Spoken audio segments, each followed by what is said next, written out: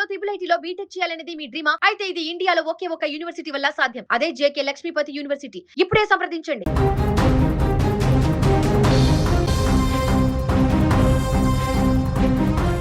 ఎండల తీవ్రతతో అల్లాడిపోతున్న భాగ్యనగర వాసులకు వరుణదేవుడు ఊహించని సర్ప్రైజ్ ఇచ్చాడు. రోజంతా ఉక్కపోతతో సతమతమైన హైదరాబాద్పై ఒక్కసారిగా వాన దంచుకొట్టింది. ఆకాశం అకస్మాత్తుగా మేఘావృతమై నగరంలోని ప్రధాన ప్రాంతాల్లో భారీ వర్షం మొదలైంది. Jubilee hills, Banjara hills, film Nagar పరిసరాల్లో కురిసిన భారీ వర్షంతో రోడ్లు నదులను తలపించాయి. పశ్చిమ హైదరాబాద్ నుంచి మొదలైన ఈ వర్షం ఇప్పుడు నగరం అంతటా విస్తరిస్తోంది.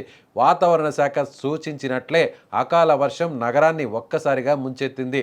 హైదరాబాద్ పశ్చిమ ప్రాంతాలైన ఖైరతాబాద్, షేక్పేట, మణికొండ, గోల్కొండ ప్రాంతాల్లో వర్షం తీవ్రత ఎక్కువగా ఉంది. ఆఫీసుల నుంచి ఇంటికి బయలుదేరిన ఉద్యోగులు, పనుల మీద బయటకు వెళ్లిన సామాన్యులు వర్షంలో చిక్కుకుపోయారు. వర్షం తీవ్రత పెరగడంతో వాహనాల రాకపోకలు మందగించాయి. ట్రాఫిక్ పోలీసులు అప్రమత్తమై రద్దీగా ఉన్న ప్రాంతాల్లో వాహనాలను క్రమబద్ధీకరిస్తున్నారు. వర్షం వల్ల రోడ్లపై జారే పరిస్థితి ఉందని, వాహనదారులు వేగం తగ్గించి జాగ్రత్తగా ప్రయాణించాలని అధికారులు హెచ్చరిస్తున్నారు. వర్షం ప్రభావం ఇప్పుడు నగరం నుంచి దక్షిణ భాగం వైపు మళ్లుతుంది.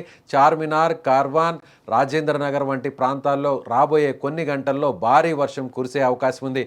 వాతావరణ పరిస్థితులను గమనిస్తే రాత్రి అంతా వర్షాలు కొనసాగే సూచనలు కనిపిస్తున్నాయి. ఇప్పటికే పలు ప్రాంతాల్లో విద్యుత్ సరఫరాకు అంతరాయం కలిగే ప్రమాదం ఉంది.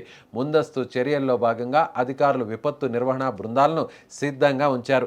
నగర వాసులు అత్యవసరమైతే తప్ప బయటకు రావద్దని సూచిస్తున్నారు. ముఖ్యంగా పాత భవనాలు, చెట్ల కింద వాహనాలు నిలపవద్దని హెచ్చరిస్తున్నారు. వర్షపు నీటిలో విద్యుత్ తీగలు తెగిపడే అవకాశం ఉన్నందున జాగ్రత్తగా ఉండాలని విద్యుత్ శాఖ అధికారులు కోరుతున్నారు. వాతావరణం పూర్తిగా సాధారణ స్థితికి వచ్చే వరకు నగర ప్రజలు అప్రమత్తంగా ఉండడం మంచిది. ఏది ఏమైనా ఉక్కపోతతో అల్లాడిన జనానికి ఈ చల్లని వర్షం కాస్త ఊరటనిచ్చినప్పటికీ ట్రాఫిక్ సమస్యలు మాత్రం ఇబ్బంది పెడుతున్నాయి.